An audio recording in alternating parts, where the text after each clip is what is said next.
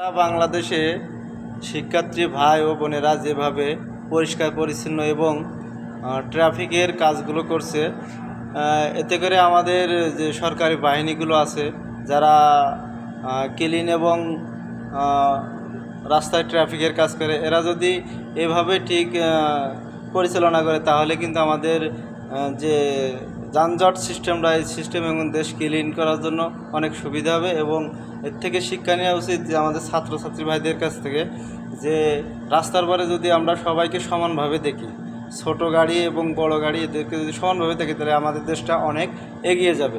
এবং যদি ঘুষ মেনে ঘুষ এই জিনিসটা প্রত্যাহার করতে পারেন তাহলে একমাত্র আমাদের বাংলাদেশের সব কিছু আপনার ভালো হয়ে যাবে একবারে।